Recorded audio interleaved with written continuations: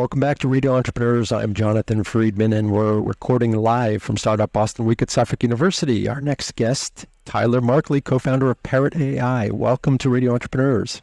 Thanks, Jonathan. Happy to be here, and been fun to be here at Startup Week Boston this week, and some good panels.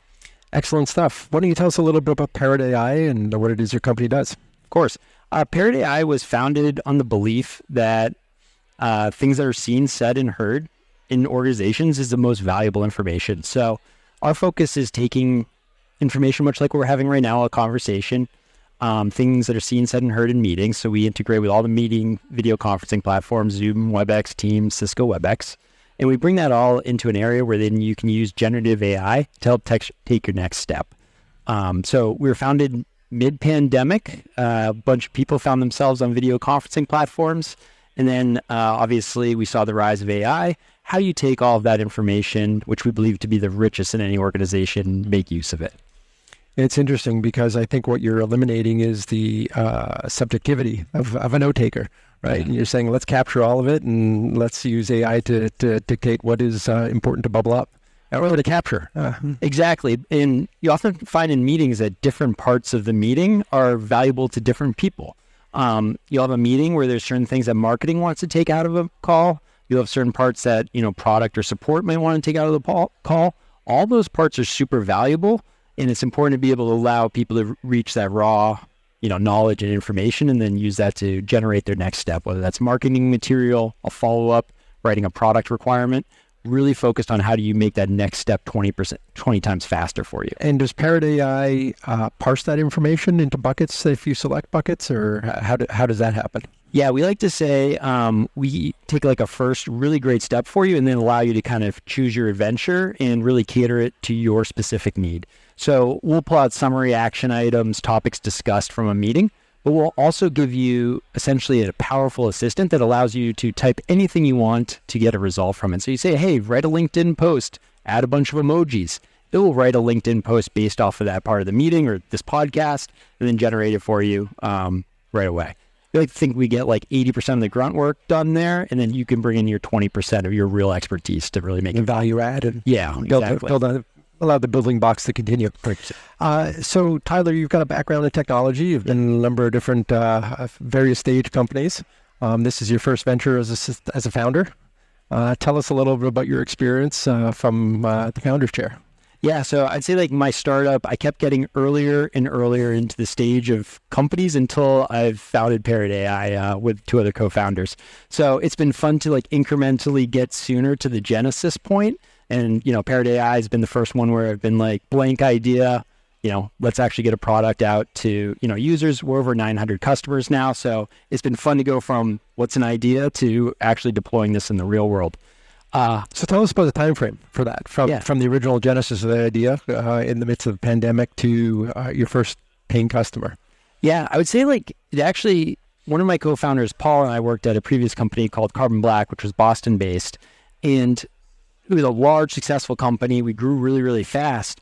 But, one of the challenges as we scaled there was being able to kind of bridge the information gaps across the organization. And there was all this like wonderful information, but it was all siloed.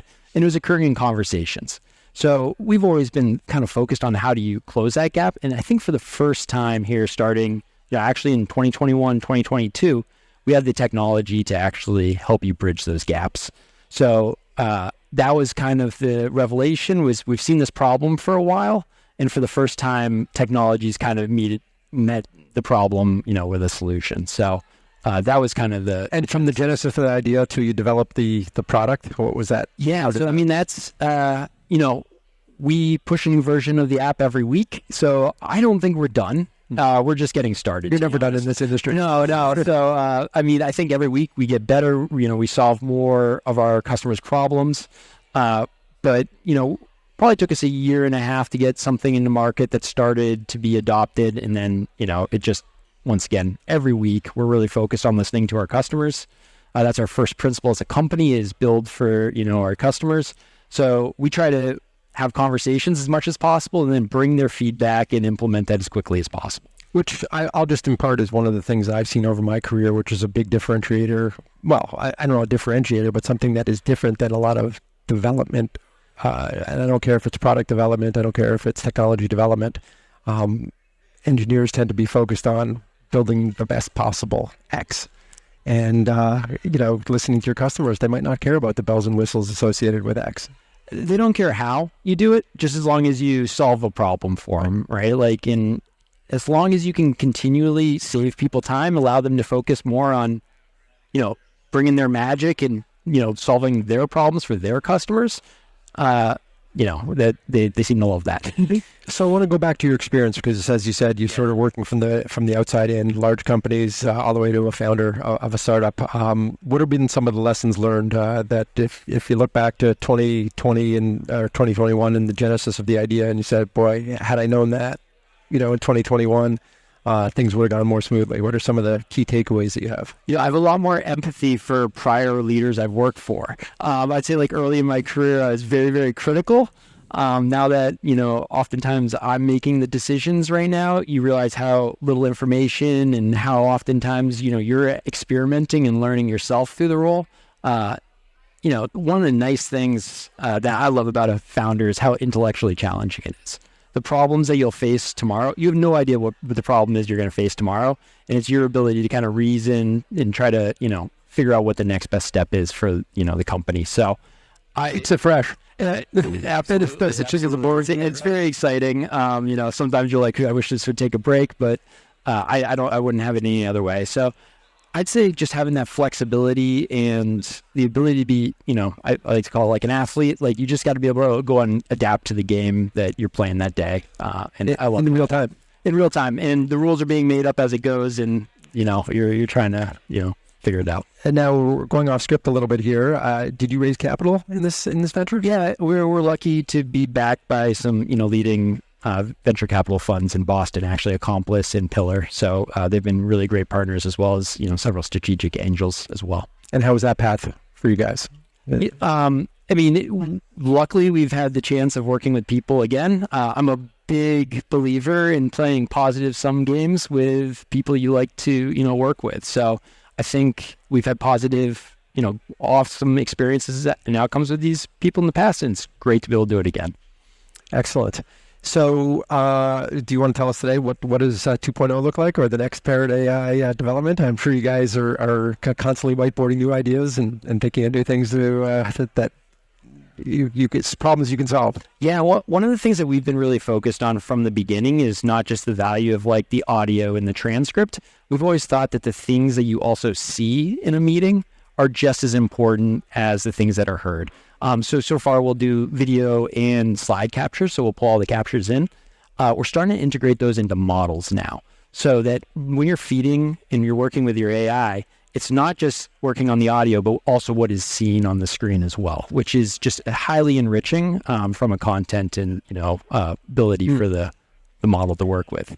So there's an interpretive element there in terms of what's being seen and being able to. Yeah, I think you see this with like the launch of. People have been calling them LLMs, large language models. I think foundation models is probably a better term. People haven't really recognized the power of the O that OpenAI has brought into their GPT-O models. That's Omni. We're talking about multimedia. They're going to become much more powerful, and that additional information will help you get a much stronger outcome as well. We've also been very focused. My background in cybersecurity, two co-founders' background in cybersecurity, our entire team. We've been very, very focused on the privacy and security element of being able to operate and work with this data, because we believe it is the most sensitive in your organization.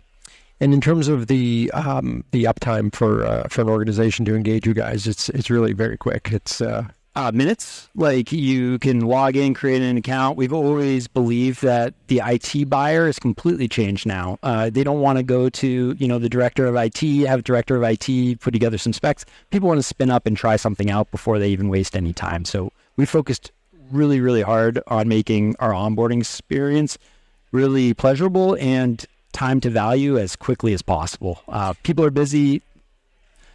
Attention spans have decreased. You have to be able to show value immediately to somebody. So as I understand it, it's a subscription-based model. Not to get too deeply into differentiating who that target is or who that customer is, but what are you guys finding in terms of who is the purchaser? You mentioned IT, but I suspect more times than not, it's not IT.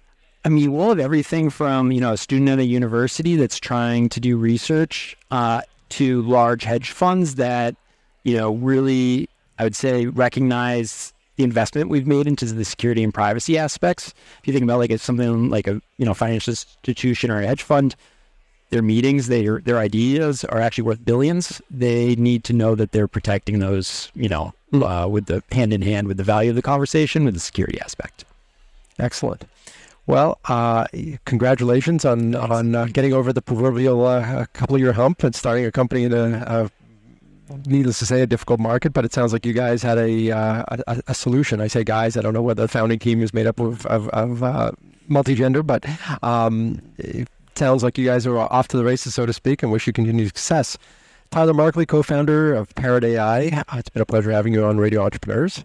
Thanks, John. It's been great. If people want to reach out to you, if people want to talk more about your product, talk about the company, just have a conversation, what's the best way for them to reach you? Yeah, LinkedIn's great, or Tyler at Parrot AI, parrot.ai. So, excellent work. Our guest has been Tyler Markley.